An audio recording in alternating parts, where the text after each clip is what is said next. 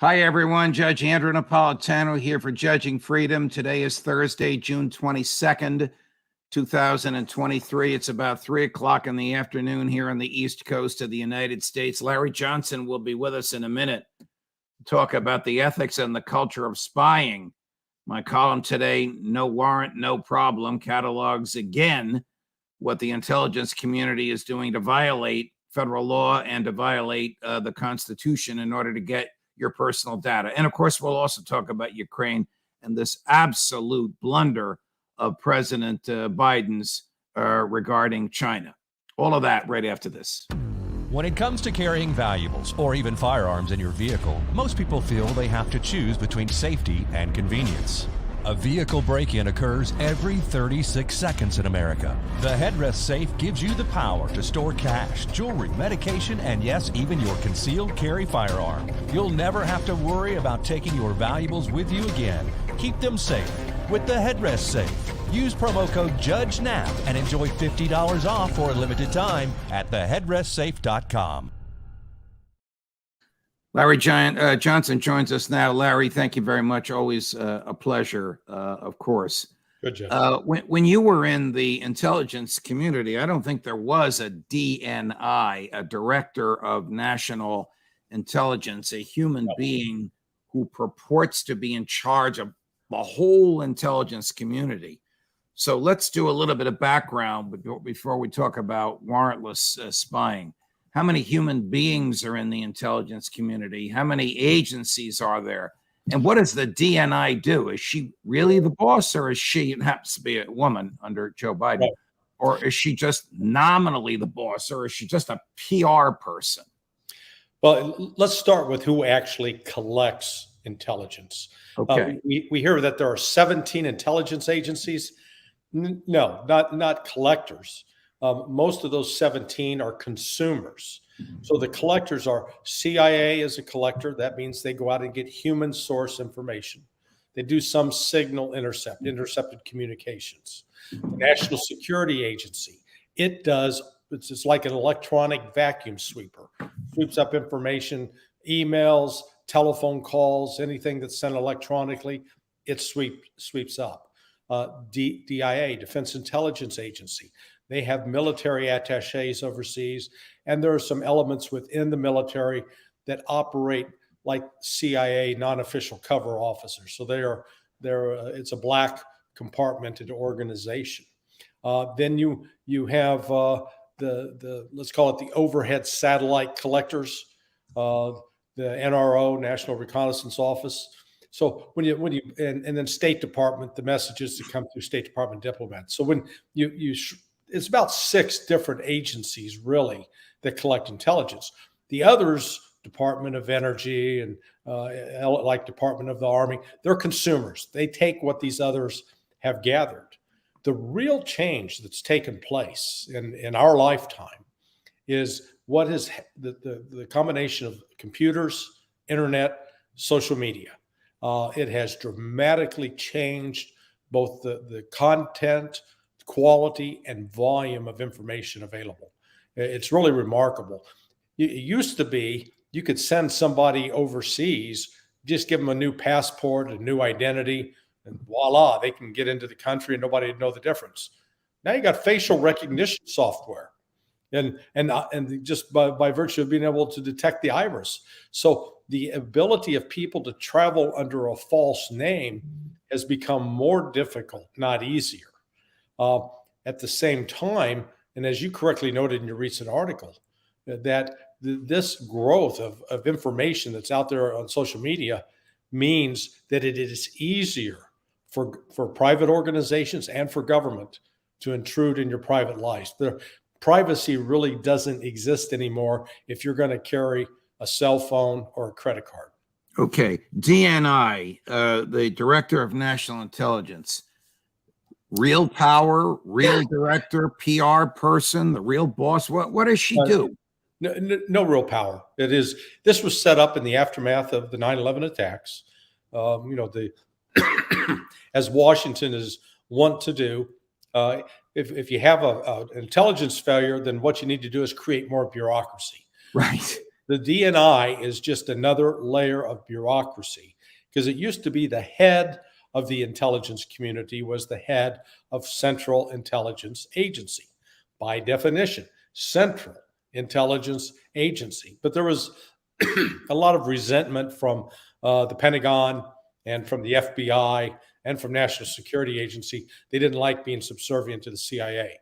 So what has happened, the DNI is now supposed to coordinate all of that. So the activities like the preparation of the Presidential Daily Brief, which used to be handled on the 7th floor at CIA headquarters and briefed by people like Ray McGovern, those individuals now work for the Directorate of National Intelligence. They're in a different building.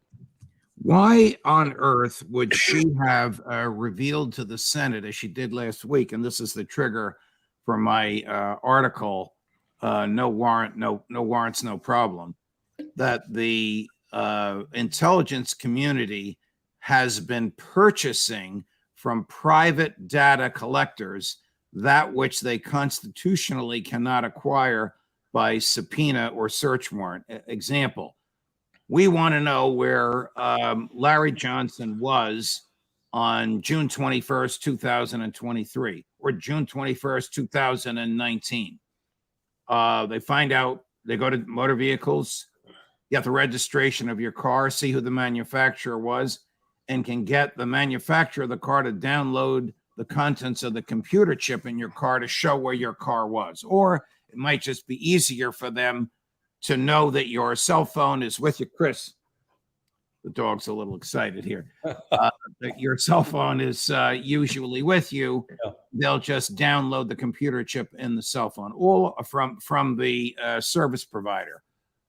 All of this doing indirectly what the Constitution, the Fourth Amendment, expressly prohibits them from doing directly. If the Fourth Amendment was written for any reason, it was written to bar general warrants, putting out a fishnet to see what comes back. Yeah, no, I mean, this is why Edward Snowden did what he did 10, 11 years ago, because he was seeing those kinds of abuses and the way that the government, people working in the intelligence community, could actually pry into the lives of other Americans. In theory, this was all supposed to be directed at foreigners. Correct. But it's now the technology does not know geographic boundaries. That's part of the problem with this. So the director of DNI, Avril Haines, sent a report to the Senate revealing that they are purchasing this data from General Motors, Verizon. I don't know that she used these names, but the collectors of information about where we go and how we communicate. Why would she, in your view, have even revealed that? People like you and I, you from your extraordinary knowledge of it, me from my study and observation of it, particularly in my years at Fox, know this, but the general public doesn't know it. I don't know what Congress knows. Why would she have revealed it?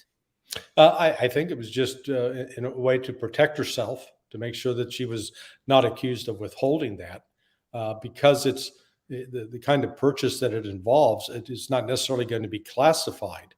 The real difference here between, the intelligence community can get just about any kind of information at once, in theory, about foreigners. It is not supposed to be collecting and holding information on American citizens. And that's what's so interesting about this revelation from John Durham the other day, that the CIA, who deals with human sources, some human source came to them to tell them about Hillary Clinton, domestic person, collecting and creating an intelligence operation against Donald Trump, a domestic U.S. citizen. So this is what you got to step back and go, what in the world is the CIA doing? Right. With that kind of information?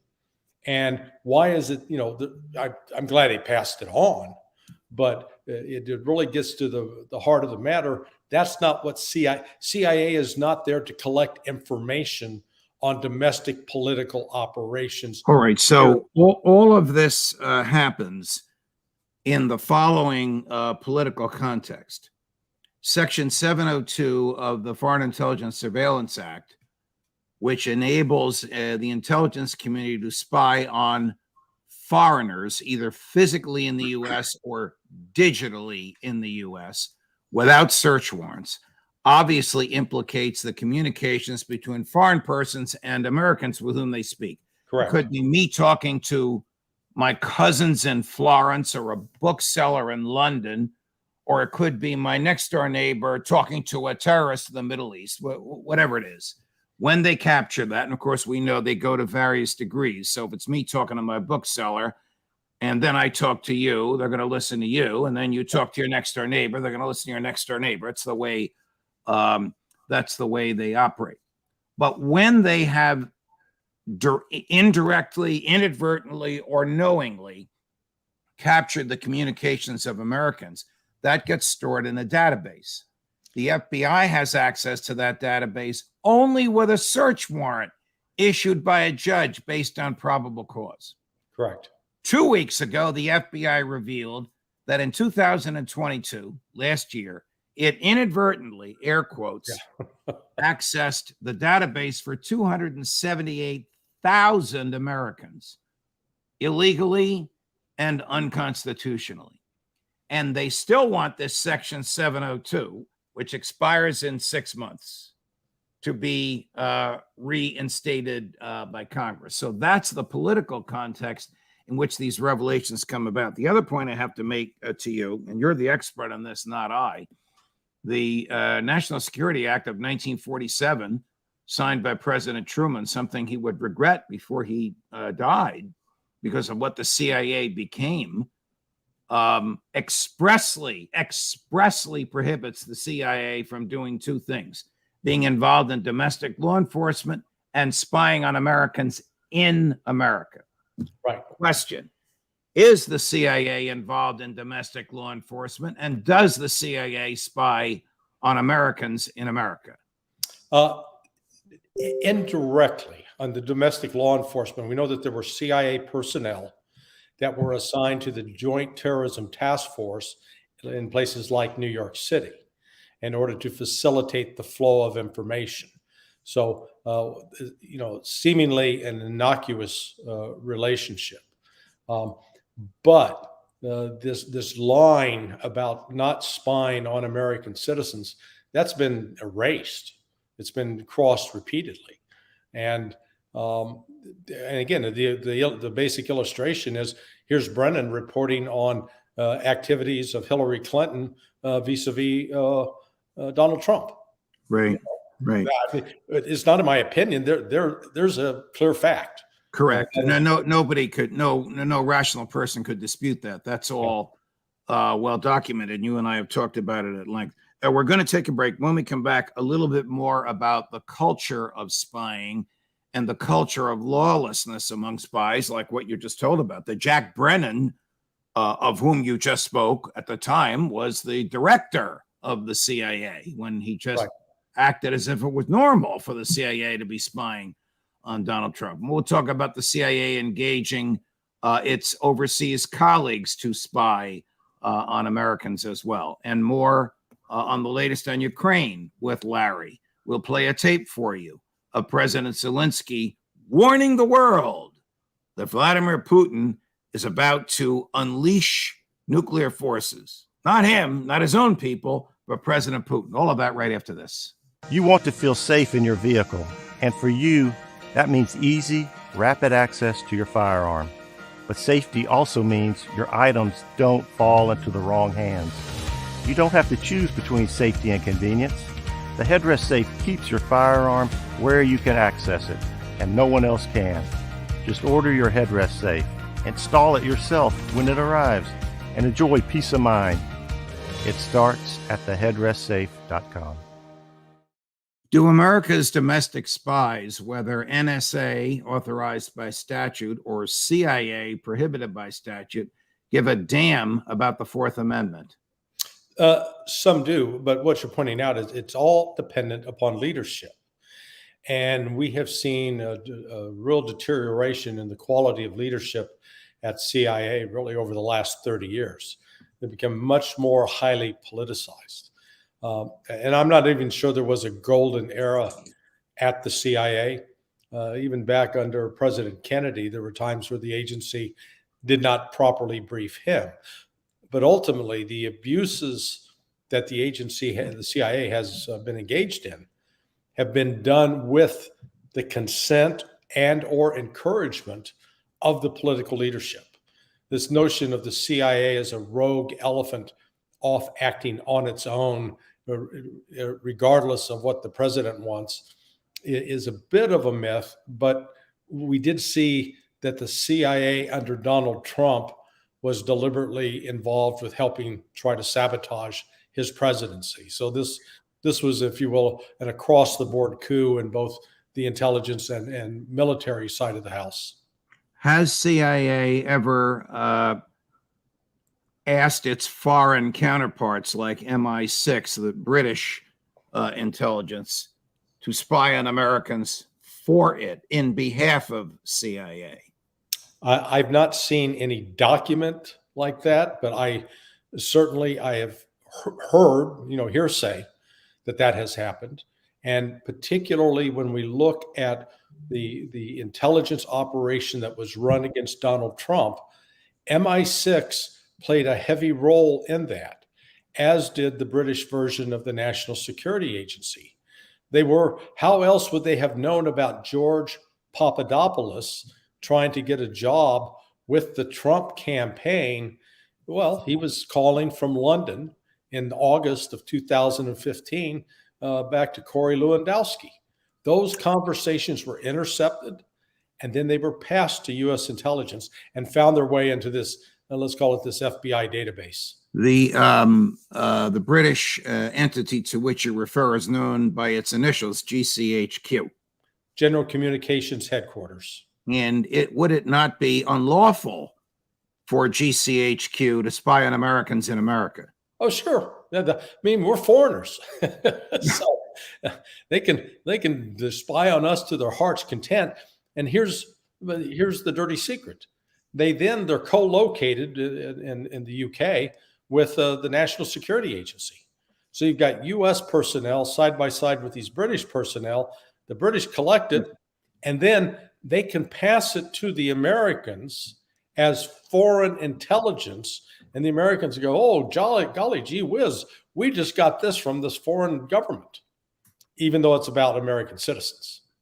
And then would there not be qualms on the part of NSA or CIA or even the intelligence division of the FBI about the types of things I talked about in my column this morning, which would be the actual purchase, literally knocking on the door of General Motors wanting to purchase the contents, in my hypothetical, of course, of the computer chip in your motor vehicle, or knocking on the door of Chase Manhattan Bank wanting to know what checks you wrote, or knocking on the door of Verizon wanting to know how many times you called me? Would there not be qualms about that on the part of intelligence agents?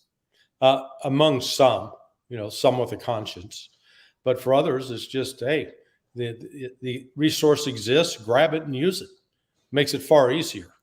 So I want to switch. I want to switch gears to a piece you wrote recently about President Biden's absurd statement at a fundraiser in California. But before we do that, we'll run a clip. It's short. It's only about 20 seconds. So Secretary of State Antony Blinken, at the end of his 36 hours in Beijing, 15 minutes of those 36 hours, not on tape, were spent with President Xi lecturing him on the proper diplomacy. And at the end of that lecture, he made the following statement.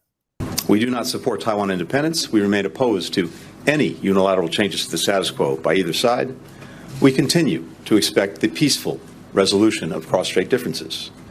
We remain committed to meeting our responsibilities under the Taiwan Relations Act, including making sure that Taiwan has the ability to defend itself.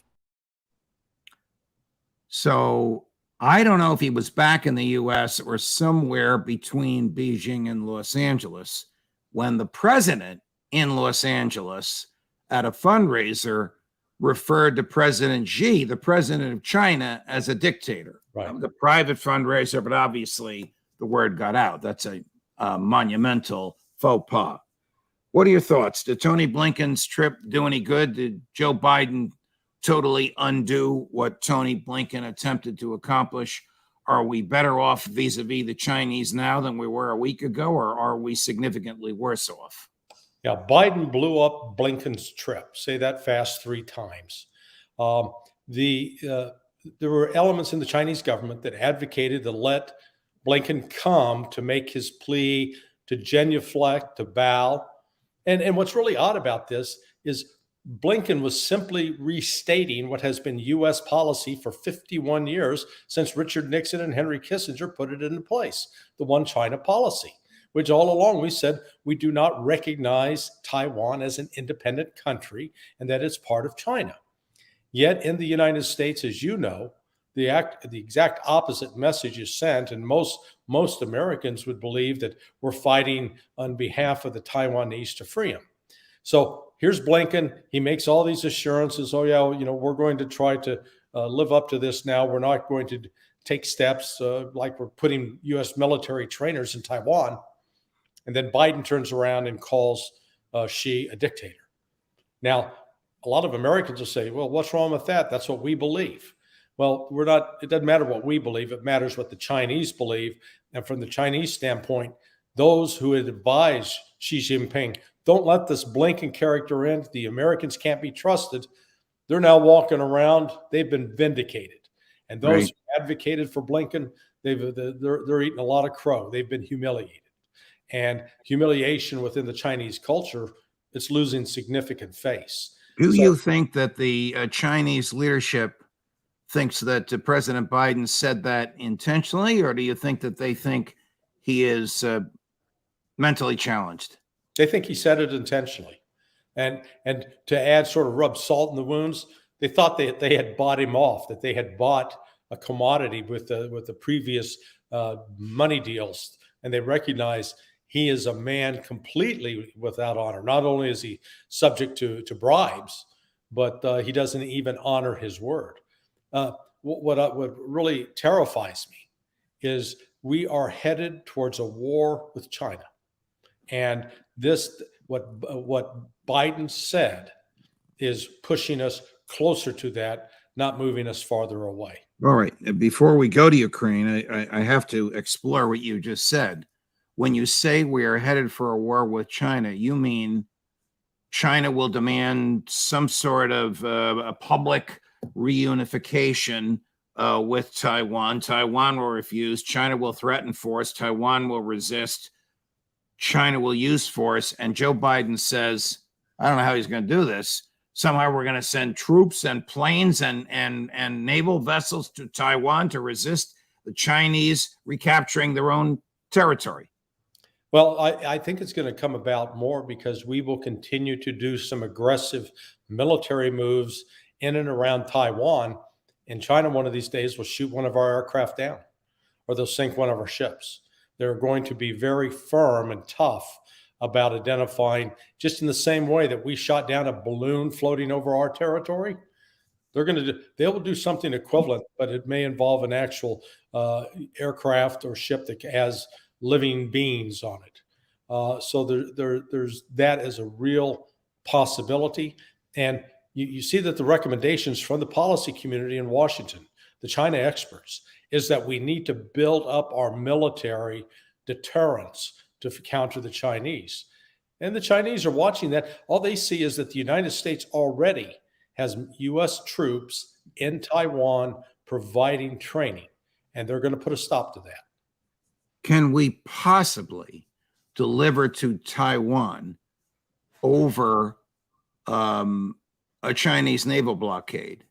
The naval, air, and ground troops and equipment needed to defend Taiwan? Not really, but I don't see China as needing to actually attack Taiwan.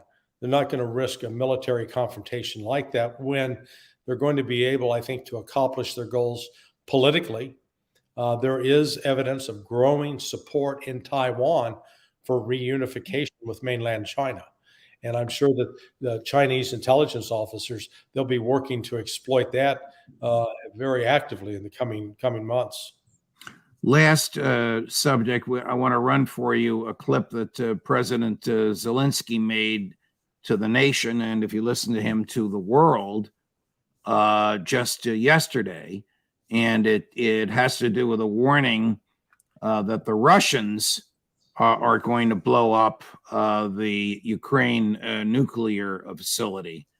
Of course, that may very well be a prelude to the false flag that a lot of people think President Zelensky himself is planning. It's in Ukrainian.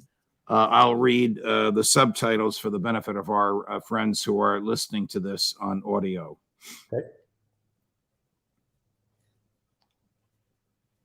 Now, concerning Vereshna, I remind those who have forgotten the nuclear power plant. Everyone in the world, the IAEA, all countries, all leaders know what's happening there. Russia uses the nuclear power plant as an element in its aggression. It occupies the plant. It uses it to cover the shelling of neighboring cities. It keeps weapons and troops there. Now our intelligence has received information that Russia is considering a scenario of a terrorist attack at the nuclear power plant, a terrorist attack with radiation leakage. They have prepared everything for this. Unfortunately, I've repeatedly had to remind that radiation has no state borders. And who it will hit is determined only by the wind direction. We shall share all available information with our partners, with everyone in the world, all the evidence, Europe, America, China, Brazil, India, the Arab world, Africa, all countries, absolutely everyone should know this. International organizations, absolutely everyone. There should never be any terrorist threat on a nuclear power plant anywhere. This time it could not be like with Katkova. The world has been warned, so the world can and must act. Glory to Ukraine. Now, why would he be saying that, Larry? He's desperate because he's getting his butt kicked in their failed counteroffensive. And they're trying to come up with something that will bring NATO into the battle. It's ridiculous that Russia would blow up Zaporizhia. Why would it need to blow it up? It's there. It occupies it. But there is absolutely no rational reason in the world for them to do that, coupled with the fact that they're winning on the ground in terms of grinding up the Ukrainian military and destroying vast amounts of Western supplied tanks and armored personnel carriers and artillery pieces. Would the Ukrainians consider a false flag on their own nuclear plant in an effort to arouse NATO to send troops? Absolutely, in the same way that they did with blowing up the dam at Kakhovka. So they, that really worked. That hurt the Russians more than it hurt the Ukrainians, and yet Ukraine. That's why they did it. It is not. Russia has zero interest in destroying that kind of infrastructure. If destroying infrastructure was their plan, they could have started on that 15 months ago when they started the special military operation. They have the cruise missiles. They have the large land-based missile systems that could have taken out every bridge crossing the Dnieper River, but they haven't. And part of it is they've limited their strikes on civilian infrastructure to the best extent they could. And frankly, we've got piece of evidence after video piece of evidence of the Ukrainians always occupying hospitals, elementary schools, etc., with military forces. They keep accusing the Russians of what they themselves are doing. It's very much like the Democrats accuse Trump of everything that they're doing. We see very similar parallels. Larry Johnson, always a pleasure, my dear friend. Thank you for joining us. Thank you. If you like what you saw, like, subscribe, share with a friend. More as we get it. Judge Napolitano for Judging Freedom. You want to feel safe in your vehicle With access to your firearm that's both secure and convenient, the Headrest Safe keeps your firearm where you can access it and no one else can. It starts at theheadrestsafe.com.